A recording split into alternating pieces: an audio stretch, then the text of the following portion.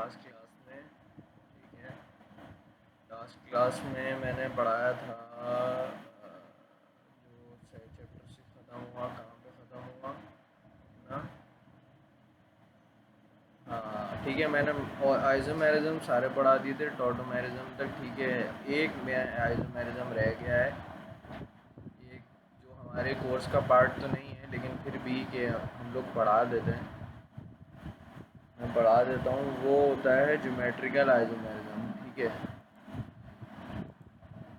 होता है geometrical geometrical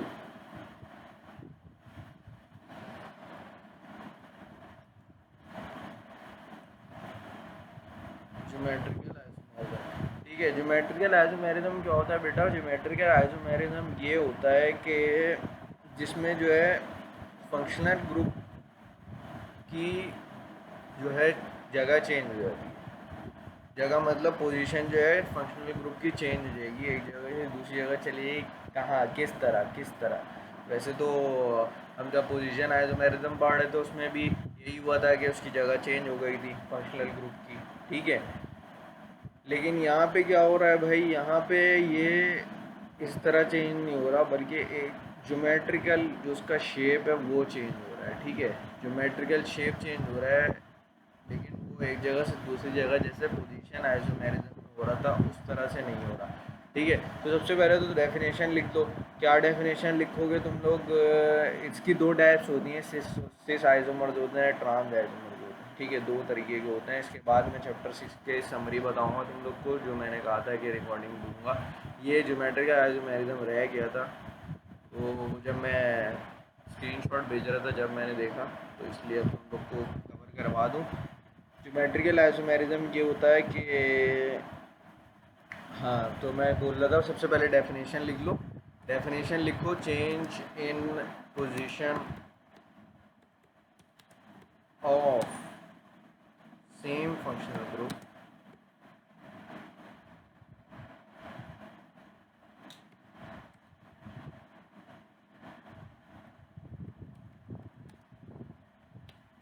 सही है, सेम फंक्शनल ग्रुप ज्योमेट्रिकली लिख दो, ज्योमेट्रिकली।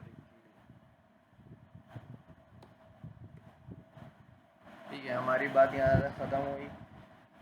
अब ये कहाँ लिख दिया भाई?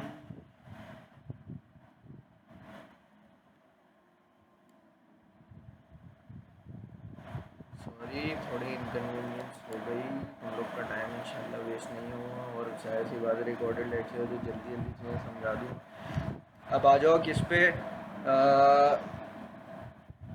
मॉलिक्यूलर फार्मूला तो सेम हो गए ही, और ज्योमेट्रिकल स्ट्रक्चरल फार्मूला चेंज होगा। स्ट्रक्चरल फार्मूला किस तरह होगा? डिफरेंट ज्योमेट्री होगी। सही है, और अब बताते हैं होगा किस तरह। ठीक है, दो टाइप्स के होते हैं। सही है, किस तरह के होते हैं ज्योमेट्रिकल आइसोमर्स? दो टाइप के होते हैं। सही है, और जाओ ठीक है, दो टाइप्स हमारी किस तरह होंगी भाई? ये एक हमारी टाइप है सिस आइसोमर। ठीक है, और ये हमारी दूसरी टाइप है ट्रांस आइसोमर। ठीक है, ये एक टाइप ये हो गई, एक टाइप ये हो गई। ठीक है, दो तरह से होता है। दो तरह किस तरह होता है भाई? ये इस तरह दो तरीके से होते हैं कि फॉर एग्जांपल ये होते डबल बॉन्डेड कार्बन में ही है। ठीक है, इथीन जैसे एग्जांपल है तुम्हारे पास, इथीन है। ठीक है, और अगर तुम्हारे पास जो फंक्शनल ग्रुप है, फंक्शनल ग्रुप ज़रूरी नहीं है वैसे, फंक्शनल ग्रुप को कहीं अल्काइल ग्रुप की भी बात की जा सकती है, लेकिन मैं जो असल केमिस्ट्री की टर्मिनोलॉजी है वो फंक्शनल ग्रुप की टर्मिनोलॉजी है। ठीक है, जो सिस होता है ना वो क्या पहले रुक जाओ, दोनों को साथ साथ ही पढ़ा दूँ। ठीक है, क्या है ये अपना ट्रांस है, ये अपना सिस है, तो यहाँ तक सब सेम है। ठीक है, अब जो हमारे पास फंक्शनल ग्रुप है ना, तुम यहाँ पे एच लगा लो। ठीक है, यहाँ पे भी एच लगा लो, बल्कि यहाँ CH3 लगा दो ताकि तुम लोग कन्फ्यूज ना हो। ठीक है, मैंने यहाँ पे CH3 लगा दिया। ठीक है, ताकि तुम लोग डायगनल के उसमें कन्फ्यूज ना हो। अब यहाँ पे अगर मैं क्लोरीन लगा दूँ, ठीक है, क्लोरीन लगा दिया मैंने, सही है, क्लोरीन लगा दिया। क्या हो गया, ये जो डायगनल है ना, ये डायगनल कहते हैं ना इसको, ये डायगनली क्या होगा, ये दोनों सेम होंगे, ठीक है। अब मैंने यहाँ पे, मैं चाहता यहाँ पे भी एच लगा देता ना मेरा बच्चा, लेकिन मैंने नहीं लगाया क्योंकि तुम लोग कंफ्यूज हो जाओगे कि एच एच भी तो डायगनली सेम आ रहे हैं, ठीक है सर, लेकिन ऐसा नहीं हो रहा। तो ये क्या हो रहा है, ये क्लोरीन है, ये क्लोरीन है, डायगनल, जब डायगनल होंगे तो ट्रांस आइसोमर होगा। क्या होगा, ट्रांस आइसोमर कब होगा, जब डायगनल होंगे, ठीक है। अब तुम यहाँ पे अगर CH3 भी दोनों तरफ लगा दो ना मेरा बच्चा, CH3 भी लगा दो और इसको सिस ब्यूटीन बना दो, जब भी अगर इसकी जगह CH3 लगा दो ना तुम लोग, ठीक है, तो क्या हो जाएगा, ट्रांस ब्यूटीन हो जाएगा। ये क्या हो जाएगा, ट्रांस ब्यूटीन हो जाएगा। तो ट्रांस ब्यूटीन हो जाएगा, ये भी ट्रांस आइसोमर ही कहलाएगा, ठीक है, ये क्या कहलाएगा, ट्रांस आइसोमर ही कहलाएगा। लेकिन हम जो केमिस्ट्री की टर्मिनोलॉजी है वो फंक्शनल ग्रुप की बात है, अल्काइल ग्रुप की बात नहीं है, ठीक है। तो हम यहाँ पे स्टिक करेंगे किस पे, क्लोरीन पे। क्लोरीन की जगह तुम अमाइनो लगा दो, सही है, हम चलो अमाइनो लगा देते हैं सर, अमाइनो लगा दें, अमाइनो ग्रुप लगा देते हैं, ठीक है, NH2 NH2,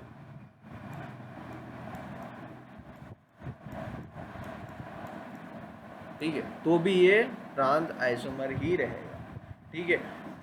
अब क्या बात रह गई भाई, सिस आइसोमर क्या होता है सर, सिस वो होता है जिसमें सेम साइड पे ही दोनों फंक्शनल ग्रुप लगे हुए हों, और यहाँ पे कुछ भी लगा हुआ, XYZ कुछ भी लगा हुआ, CH3 लगा हुआ, CH3 लगा दो, ठीक है बेटा, और यहाँ पे एक H लगा दो, ठीक है। क्या लिखना है बेटा, जो सेम साइड है, लिखो अपने पास, सेम साइड में फंक्शनल ग्रुप लगा हुआ होगा तो क्या होगा, वो सिस आइसोमर होगा। और जहाँ पे डिफरेंट मतलब डायगोनल साइड पे लगा हुआ होगा वो होगा क्या, ट्रांस आइसोमर, ठीक है। जहाँ पे डायगोनल होगा वो होगा ट्रांस, और जहाँ पे अब बहुत सारे बच्चे पूछते हैं सर याद नहीं रहता, पर याद ही नहीं रहता कि एक कार्बन पे दोनों लगे हुए हों या फिर दो कार्बन पे अलग अलग लगे हों। तो एक बात याद रखना कि अगर एक कार्बन पे ही दोनों तरफ क्लोरीन लग गए, ठीक है, दोनों तरफ क्लोरीन लगे हुए और यहाँ पे जो है अपना CH2 बैठा हुआ मज़े से, ठीक है, तो ये ज्योमेट्रिकल आइसोमर ही नहीं है मेरे बच्चा, ये ज्योमेट्रिकल आइसोमर ही नहीं है। एक कार्बन पे दोनों लगे हुए तो ज्योमेट्रिकल आइसोमर कैसे होगा, मैं तो तुम्हें बता रहा हूँ कि ज्योमेट्रिकल आइसोमर किस तरह होगा, ये इसका ज्योमेट्रिकल आइसोमर ही नहीं होगा CCl2 का, समझ रहे हो बात को। तो हमारी क्या बात समझ में आई भाई। और दूसरी चीज़ यहाँ पे क्या बतानी होती है कि जो पाई बॉन्ड होता है वो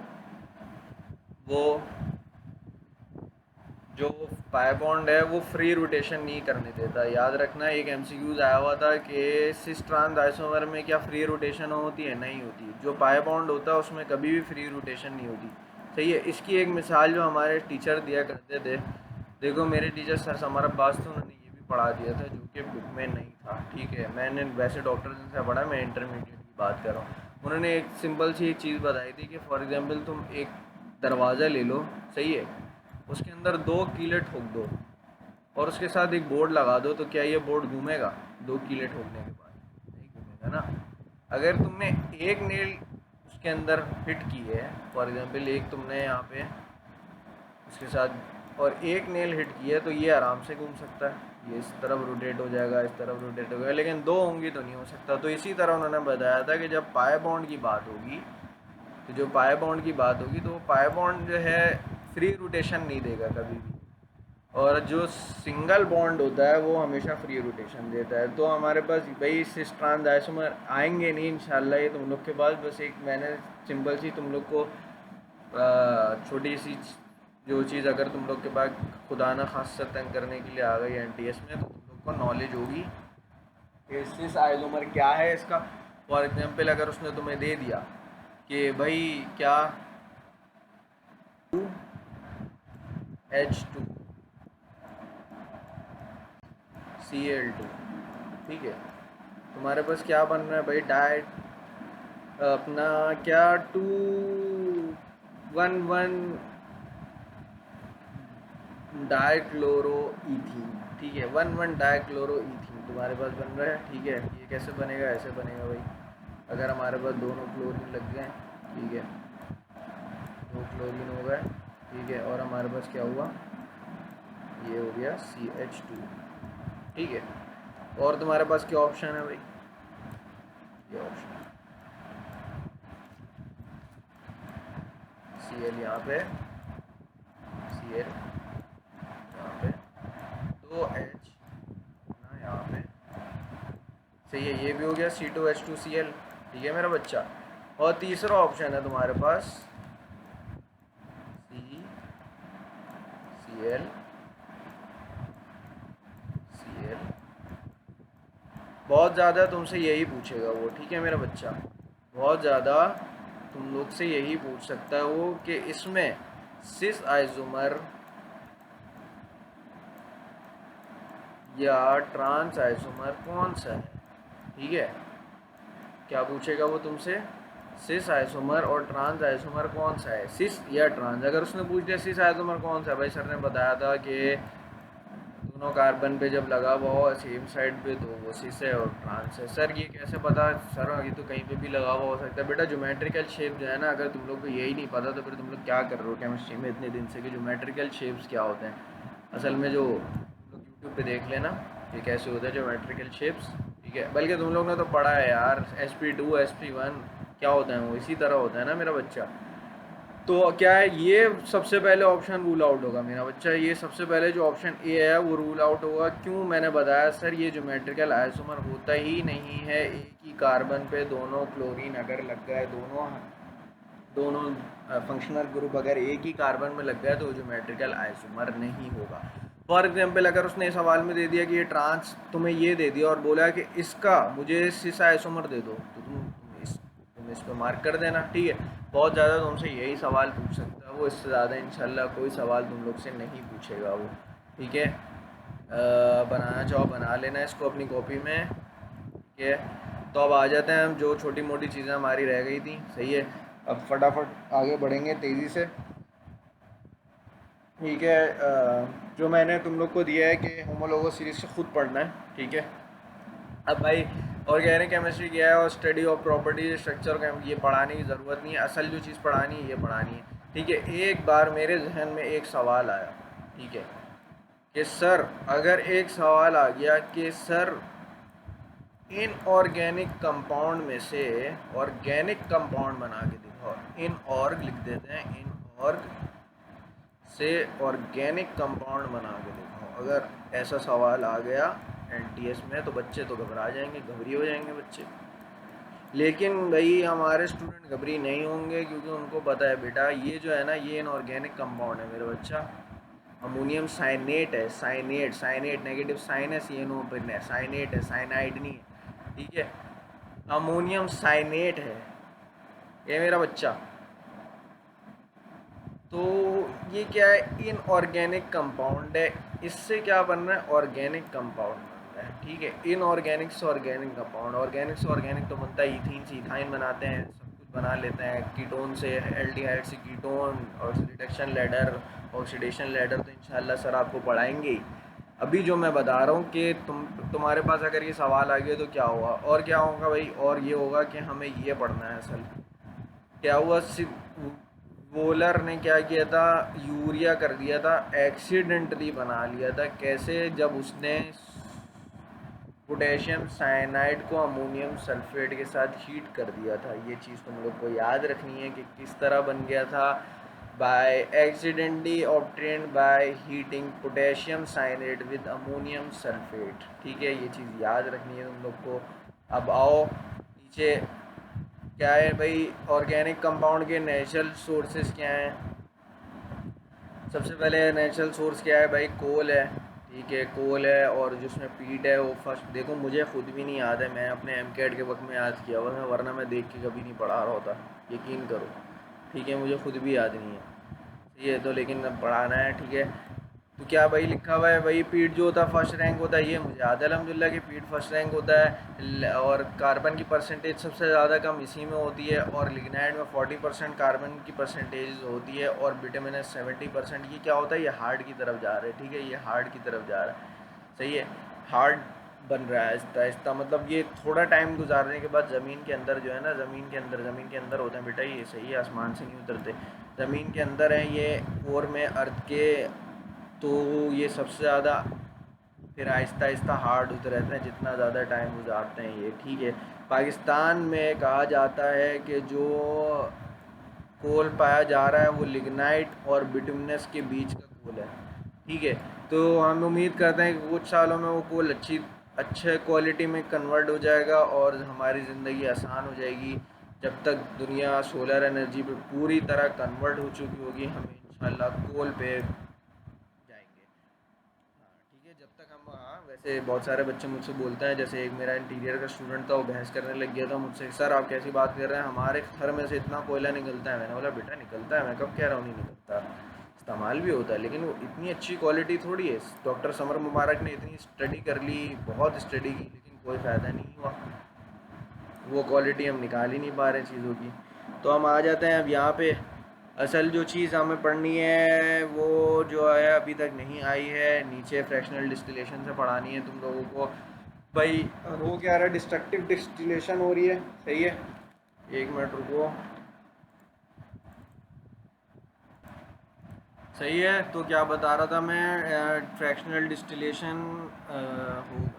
फ्रैक्शनल डिस्टिलेशन, ये यहाँ पे डिस्ट्रक्टिव डिस्टिलेशन हो रही है। अच्छा मैं तुम लोग को डिफरेंस बता देता हूँ, वैसे तुम लोग के कोर्स का पार्ट नहीं है लेकिन फिर भी, असल में होता क्या है बेटा, फ्रैक्शनल डिस्टिलेशन जो होती है ना, वो होती है लिक्विड की, सही है, फ्रैक्शनल डिस्टिलेशन, लिख देता हूँ, फ्रैक्शनल डिस्टिलेशन जो होती है ना वो लिक्विड की होती है, ठीक है, होती इसी तरह से है, जैसे मैंने बताया था ब्लेंडर में जैसे तुम लोग करते हो, खाना पकाते हो, उसी तरह। लेकिन डिस्ट्रक्टिव वाली जो डिस्ट्रक्टिव डिस्टिलेशन होती है, जिसको हम डी डी कहेंगे, डबल डी, डिस्ट्रक्टिव वाली डिस्टिलेशन जो है हमारी, वो होती है सॉलिड की बस, ठीक है, सॉलिड, ठीक है। तो हमारे पास जो कोल है, ऑब्वियस सी बात है, जो हमारे पास जो वो सेमी लिक्विड फॉर्म में होता है या सॉलिड फॉर्म में होता है, जो हमारे पास पेट्रोलियम जो ज़मीन में से निकलता है, ठीक है। तो हम उसको क्या करते हैं,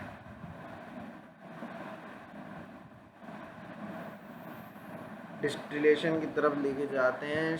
तो क्या पढ़ना था यहाँ पे, हाँ चलो पहले अपनी नॉलेज से तुम लोग को चीज़ बता देता हूँ क्या होती है भाई। डिस्ट्रक्टिव डिस्टिलेशन होती किस तरह है, किस चीज़ में होती है, वो होती है कि भाई एक तो पहली चीज़ होती है कि एब्सेंस ऑफ एयर में होती है, ठीक है, एब्सेंस ऑफ एयर लिखो, पहला पॉइंट एब्सेंस ऑफ एयर। ये दूसरा पॉइंट देखो उसका टेम्परेचर कितना होता है, जो मैं अभी बताने जा रहा हूँ तुम लोगों को। और दूसरी बात क्या होती है, जितने कंपोनेंट्स होते हैं सॉलिड होते हैं, ये लिख लो, आएगा कभी भी नहीं, सिर्फ बता रहा हूँ कि अगर खुदा ना खास्ता आ गया तो क्या होगा, ठीक है। कितनी होती है भाई, 500 से 1000 डिग्री सेल्सियस तक हम लेके जाते हैं, 500 से 1000, 500 टू 1000 डिग्री सेल्सियस पे जब हम डिस्टिलेशन करते हैं। ये सब बोरिंग है, मुझे ख़ुद पढ़ाने में पसंद नहीं आता, इसलिए मैं ऐसे ही पढ़ाता हूँ हमेशा रिकॉर्ड करके। मेरा बच्चा क्या है यहाँ पे है नेचुरल गैस, कोलदार, ये सब तुम लोग को देखना पड़ेगा। फ्रैक्शनल डिस्टिलेशन से क्या निकल रहा है, pure carbon uses, reducing agent uses वगैरह सब याद करने हैं, ठीक है। अब नेचुरल गैस पे आ जाओ। नेचुरल गैस क्या होती है, ये सब परसेंटेजेस तुम लोग को याद करनी है, ठीक है। मुझे अभी तक याद है 94, अभी मैं नीचे करके आराम से बता सकता हूँ तुम लोग को कि क्या क्या है, सही है, कि कौन कितनी कितनी परसेंटेज होती हैं, याद रखना है हमेशा, ठीक है। और ख़ास तौर पे मीथेन तो एटलीस्ट याद रखना ही, सही है, मीथेन, नाइट्रोजन और कार्बन डाइऑक्साइड याद रख लेना एटलीस्ट, लेकिन इंशाल्लाह ज़रूरत नहीं पड़ेगी, लेकिन फिर भी याद ज़रूर कर लेना, पक्की बात है कि याद ज़रूर कर लेना, बात मान लेना, ठीक है। पेट्रोलियम की बात करो, क्या भाई ये जो हम इसको पेट्रोलियम को क्रूड ऑयल कहते हैं, ठीक है। मैंने कहा था सेमी सॉलिड होता है या सेमी लिक्विड होते हैं या सॉलिड होते हैं, ठीक है, सेमी सॉलिड होते हैं या लिक्विड होते हैं। अब बात समझो, ये क्या है भाई, यहाँ पे जो पेट्रोलियम है उसकी हम क्या कर रहे हैं, रिफाइनिंग कर रहे हैं। पहले हमने क्या बताया था, रिफॉर्मिंग बताया था, सही है मेरा बच्चा। तो हम यहाँ पे क्या कर रहे हैं, जब मज़ीद जब हमने पेट्रोलियम को एक्सट्रैक्ट कर लिया ज़मीन के नीचे से, ज़मीन के नीचे एक्सट्रैक्ट कर लिया, तो अब वो हमारी ज़िंदगी में किस जगह काम आएगा, किस तरह काम आएगा, वो भी तो देखना पड़ेगा ना भाई, है ना। तो वो क्या होगा भाई, जब हम फ्रैक्शनल डिस्टिलेशन करते हैं इसकी, तो जो बहुत सारे बॉइलिंग पॉइंट्स पे जितना ज़्यादा बॉइलिंग पॉइंट होता है तो कुछ एवोपरेट होते चले आते हैं और फिर बचते चले आते हैं, जो हमारे पास हैं जो बॉयल होते हैं वो बनाते चले आते हैं, फिर मिनिस्कल्स बना लेते हैं बहुत सारे। तो जो हमें एक्सट्रैक्ट होता है वहाँ से, जो बुक में लिखा हुआ है, जैसे कि डिफरेंट बॉइलिंग पॉइंट्स पे मिलते हैं हमें, ठीक है। तो तुम्हें याद क्या करना है इसमें, याद तुम लोग को क्या क्या करना है कि भाई ये जो 1 से लेके 4 तक होता है ना, कार्बन 1 से लेके कार्बन 4 तक, क्या नाम होता है सर, ब्यूटेन नाम होता है सर। सर ये तो हमें पता है, ये ब्यूटेन तक जितने होते हैं ना बेटा, मेरा बेटा गैस होते हैं ये, ठीक है, ये सब गैसेज होती हैं, तुम्हें याद रखना है क्या होंगी, गैसेज, सही। और क्या भाई अपना कार्बन नंबर 5 से लेके कार्बन नंबर केरोसिन तक होंगे, ठीक है, ये केरोसिन है ना, हाँ सही, केरोसिन जेट फ्यूल तक, ठीक है। ये एरिया जो है ना, ये हमारा होता है लिक्विड, सही है। एक चीज़ जो है मैं भी क्लियर कर देता हूँ, ये क्या है अपना लिक्विड,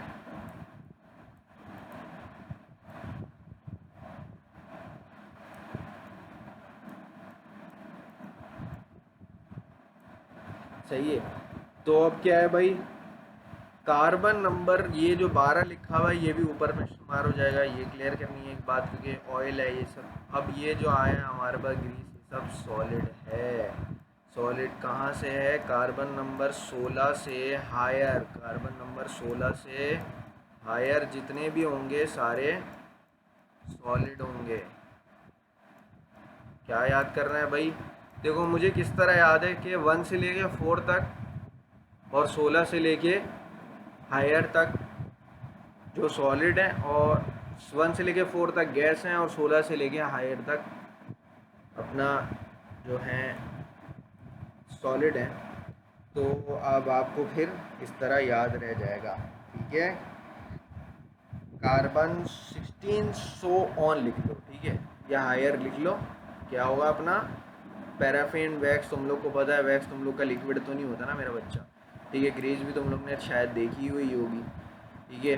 तो ये क्या होंगे, सब liquid form or solid form में होंगे। क्या याद करना है सर, 1 से लेके 4 तक गैस है और 16 से लेके हायर तक सॉलिड है सर, बस याद रहेगा हमें। बीच का हम खुद याद कर लेंगे लिक्विड। देखो मैंने भी चीज़ें याद रखी किसी तरीके से, ठीक है, तुम लोग भी मैं चाहता हूँ इसी तरीके से याद रखो, ठीक है। शॉर्ट पॉइंट्स मैंने निकाले हैं, निकाले नहीं, मैंने अपने स्टूडेंट को बोले तो उससे निकाले हैं, ठीक है। स्टूडेंट देखो तुम लोग भी पढ़ाओ तो ऐसे स्टूडेंट ज़रूर अपने साथ रखना जो बाद में तुम्हारे काम आए, जैसे मेरे काम आते हैं, फ्री में माशाल्लाह से बेचारे काम करते हैं।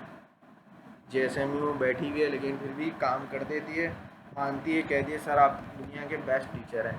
जबकि मैं इस बात से इत्तेफाक नहीं करता, क्योंकि मुझे नहीं लगता कि मैं इतना अच्छा पढ़ाता हूँ। लेकिन तुम लोग तो और ऑनलाइन पढ़ रहे हो तो तुम लोग का तो कुछ और ही मसला चल रहा है, बेचारे बिल्कुल ही मेरी स्किल्स का फ़ायदा नहीं ले पाते। तो हम यहाँ पे क्या बता रहा था मैं, यहाँ पे भाई सिंपलेस्ट ऑर्गेनिक कंपाउंड जो होता है वो मीथेन होता है, ठीक है। ये उसने कहाँ से लिया मुझे नहीं पता, हो सकता है बुक में लिखा हुआ होगा, लेकिन ये बात आपको पता है कि सबसे सिंपलेस्ट क्या होता है, मीथेन होता है। इसमें कुछ सोचने वाली बात नहीं है, सबको पहले से पता है, ठीक है। और क्या है, rubber was isolated from in the form of latex from rubber plant, latex in the form of from rubber plant, सही। Earth crust contain 0.027% carbon.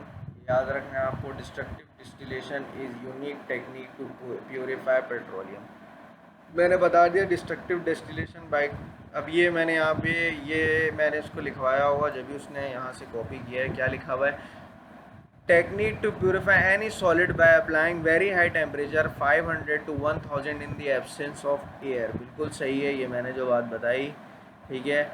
क्या होगा, 1000 kg of coal tar yield 1 and kg of benzene, ठीक है। जो 1000 kg है अपना कोलदार का, वो सिर्फ 1 या 2 kg देता है बेंजीन का, ठीक है। और क्या है हमारे पास जो गैसोलीन होता है ना बेटा, गैसोलीन मैंने तुम लोग को बताया था एन हेप्टेन, हेप्टेन होता है, हेक्सेन होता है, और उसमें साथ में इम्प्योरिटीज़ होती हैं, ठीक है। जो मैंने तुम लोग को बताया था किसका अपना जब क्या पढ़ा रहा था, आइसोक्टेन की जहाँ तादाद सबसे ज़्यादा होगी, तो मैंने क्या बताया था कि वो सबसे ज़्यादा प्यूरिफाइड फॉर्म होगी।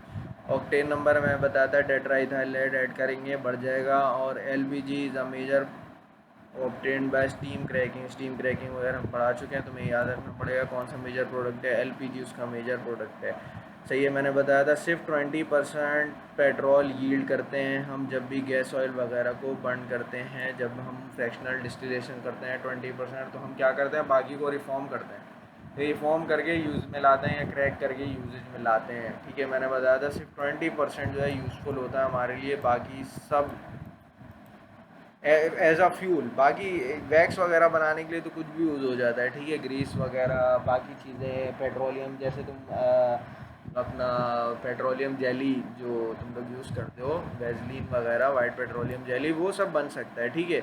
उसके लिए क्या करना पड़ता है, ऑयल रिफाइनरी लगानी पड़ती है, जो पाकिस्तान में एक है, ठीक है, पार्को के नाम से।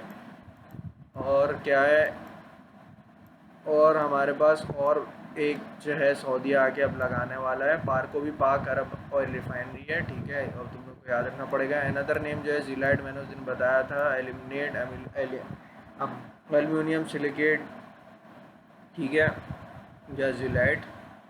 और can be obtain more than one types of monomer is called polymers, ठीक है। नहीं, such polymer that contain more than one type of monomers are called copolymer, ये याद रखना, मैं गलत समझ रहा था इसको, ये याद रखनी है तुम लोग को चीज़ें। अब हमारा चैप्टर 6 ख़त्म हो गया है, ठीक है।